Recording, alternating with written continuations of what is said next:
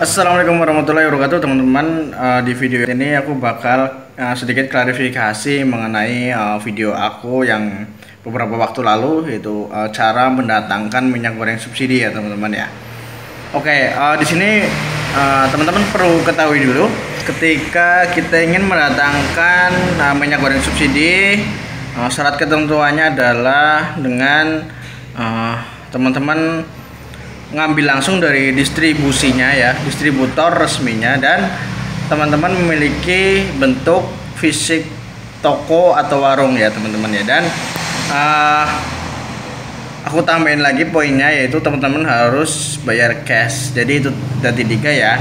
Yang pertama, ngambil dari distributor resmi dan punya fisik toko, dan kemudian bayar cash gitu.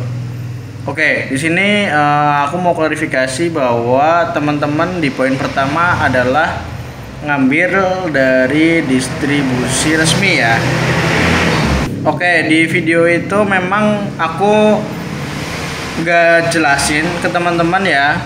Maksudnya mengambil dari distribusi resmi itu adalah ketika kita udah berlangganan sebelum adanya minyak goreng subsidi ini teman-teman. Jadi sebelum pemerintah menerapkan harga subsidi di minyak goreng kemasan ini, sebelumnya kita udah berlangganan dulu. Jadi dari distribusinya ada historis pengambilan toko kita teman-teman ya.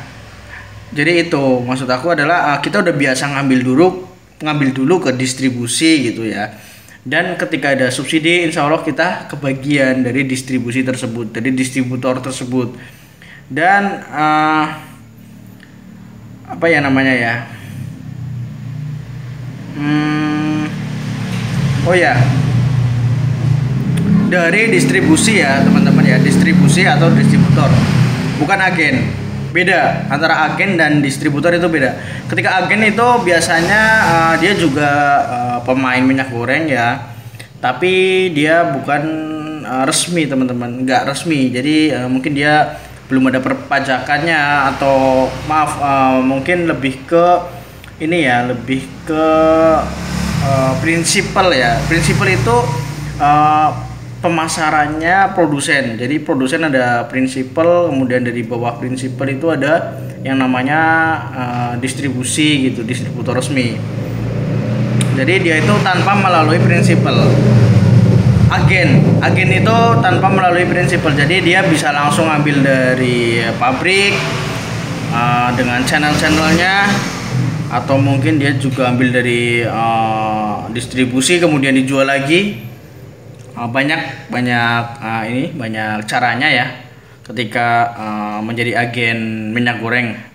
Tapi poin di sini adalah ketika kita ngambil dari resmi distributor teman-teman ya. Dan sebelumnya memang ketika kita ngambil dari distributor, kita dikasih metode pembayaran tempo ya. Tempo biasanya 1 minggu atau 2 minggu ya, sepekan 2 pekan. Tapi di kasus minyak subsidi ini kita harus cash teman-teman. Dan harus cash, jumlahnya dibatasi. Dan cash jumlahnya dibatasi, dan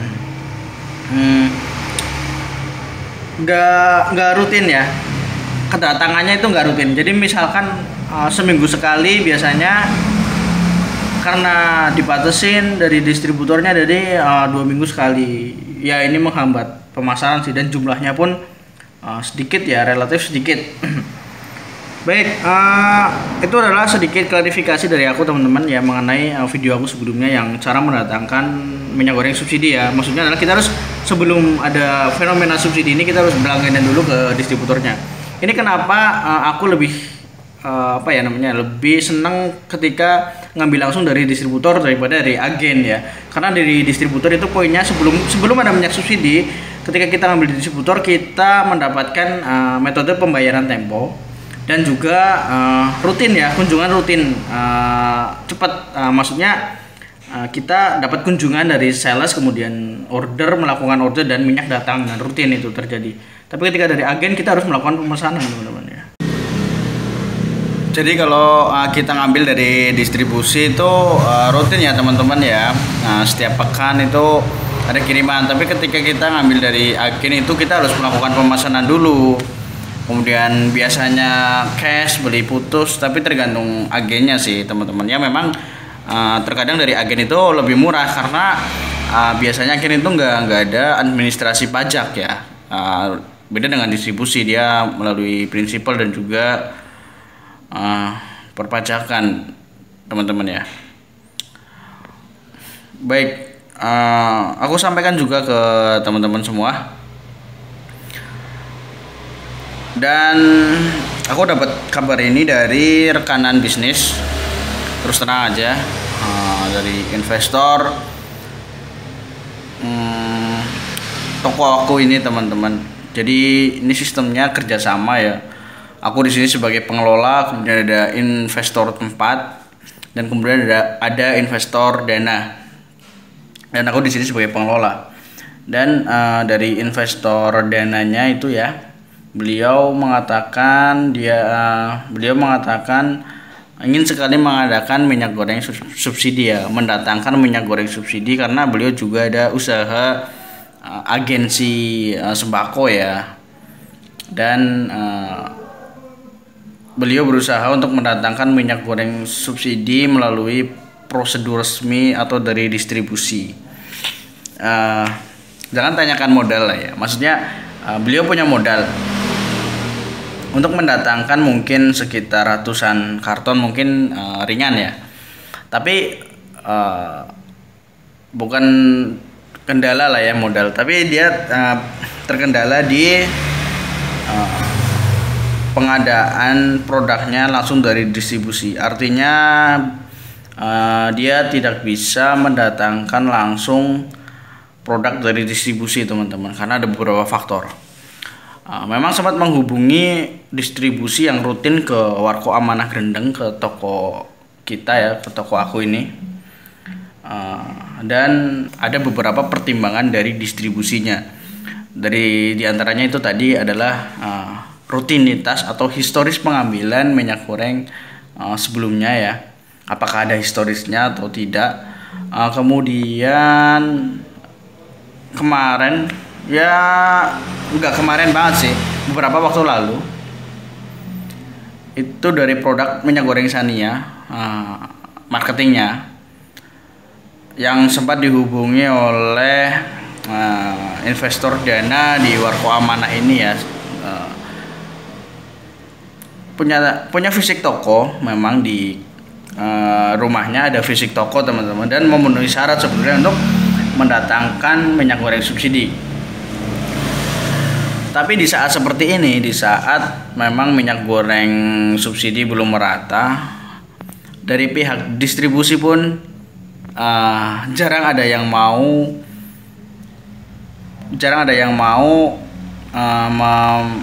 menambahkan outlet baru, menambahkan outlet atau toko baru di daftar kunjungan sales tersebut, karena memang yang sudah di cover pun sebelumnya karena memang yang udah di cover pun sebelumnya itu masih belum merata untuk pembagian stok minyak goreng subsidinya teman-teman, untuk pembagian alokasi minyaknya, apalagi harus nambah outlet baru teman-teman, karena memang ketika kita pengen mendatangkan itu tadi syaratnya, yaitu kita harus punya historis pengambilan dulu sebelum rame nih minyak subsidi ini teman-teman ya. Jadi itu ya klarifikasi dari aku mengenai video yang cara mendatangkan minyak goreng subsidi.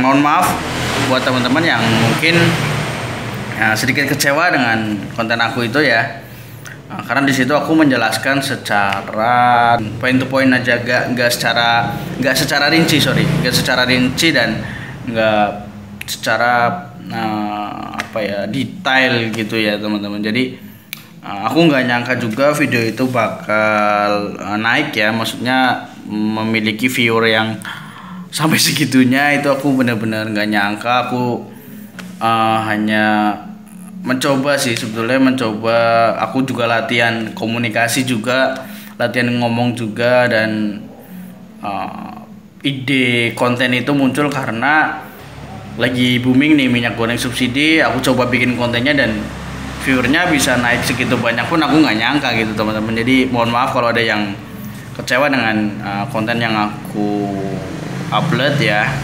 Kalau memang belum bisa teman-teman terima atau teman-teman